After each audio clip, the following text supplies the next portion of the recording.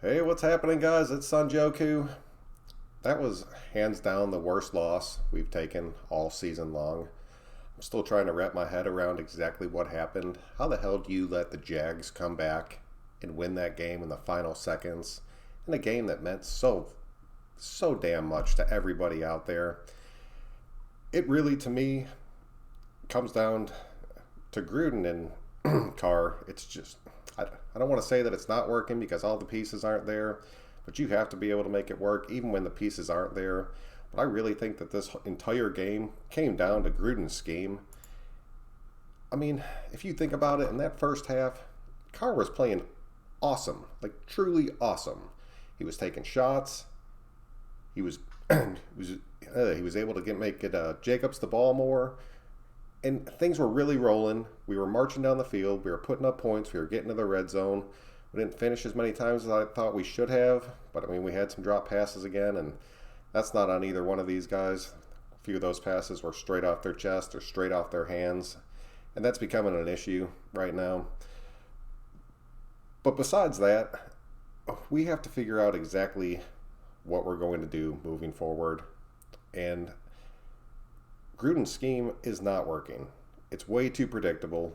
It's pretty much we're going to pound the ball, pound the ball. Carr finally opened it up a little bit today.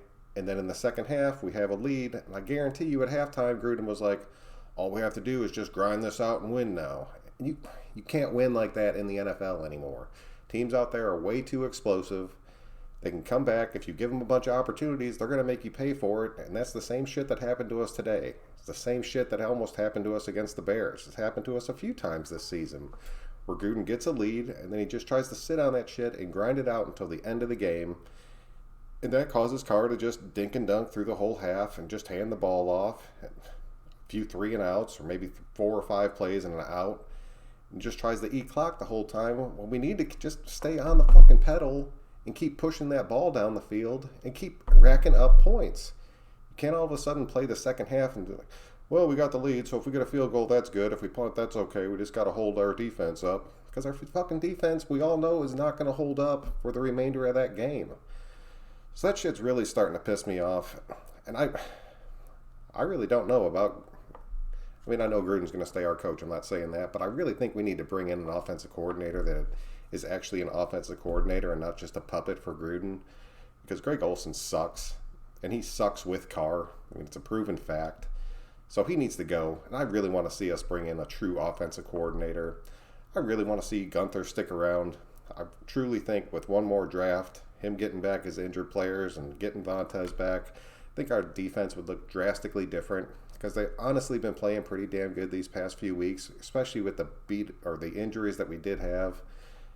So, I mean, like we didn't even have Worley today. So our secondary was ate to shit today, and they actually held up pretty good. So let me know what you guys think. I truly want to know. Do you think it's Carr?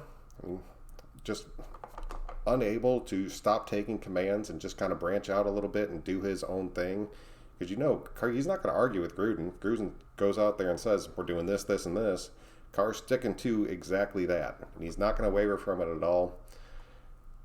So I don't know. I don't think this combination's working as much as people thought it was going to work. But I've said it before, and I will say it again. Now that our season is over for all practical purposes, we need to get Kizer in there. The only true way that we're going to see if it's Carr's fault or if it's Gruden's fault is by sticking another quarterback in there and seeing exactly how he plays and the reads that he makes and just the way that he handles this offense. We got nothing to lose these next 2 games.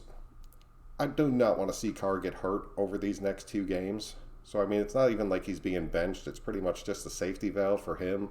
Let Kizer come in, play these last 2, see how he does, see if this offense catches fire a little bit. I mean, if it doesn't, so be it. But if it does, at least then you know, like, shit, all right, we might have some options here. It took the Chiefs seeing Mahomes 1 game for them to be like, all right, our quarterback's gone. We know what we have for the future right now. And I'm not saying that Kizer's going to be that dude, but Kizer might be that dude to be like, well, this is the start of something. And it will totally suck to hit the restart button on this whole damn rebuild. And I know you guys are like, well, I mean, we got a lot of pieces, and we do have a lot of pieces, and I am happy as shit about that. But when you plug and play with your quarterback, it makes a huge difference to your offense. But I want to see what this kid has. He deserves his shot at it. Carr had his shot at it. And I want to see how Gruden's system works under somebody else. So let me know if you guys agree with me or not. If you do, I appreciate it. If you don't, I really want to know it. Because I sure as shit don't want Glennon coming in there and playing. Going into this game, we were missing Trent Brown. We were missing Worley. We were missing Sharp too. Like I said, I think we played pretty damn good this game. I think Carr ended up having a pretty good game if we would have just let him keep passing in the second half. He had 200 yards at halftime and a touchdown, and then ended up with 267 and still one touchdown because we stopped fucking throwing the ball, which drives me crazy. Jacobs had a pretty big game, especially for playing hurt. You could tell he was hurting today. You could see it on his face throughout this whole game. And Waller ended up having a really big game today. Todd Williams had his touchdown when he busted that one. But I don't know. Let me know what you guys think. I know that there's a lot of gaps. I know we have a lot of things to do going into the offseason.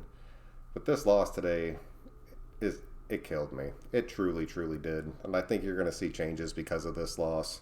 For them to just make a comeback on us and win that game is still, it's beyond me. We'll talk about it more in a day or two. I just wanted to bring it out there and just let you guys know what I was thinking. Please let me know what you guys are thinking too. But I think it's time for Kizer. It's time. Next week, he's our starter. Enough said. I appreciate everybody that watches this. We'll be back in a day or two. I'm Sun Joku. We will catch you guys next time.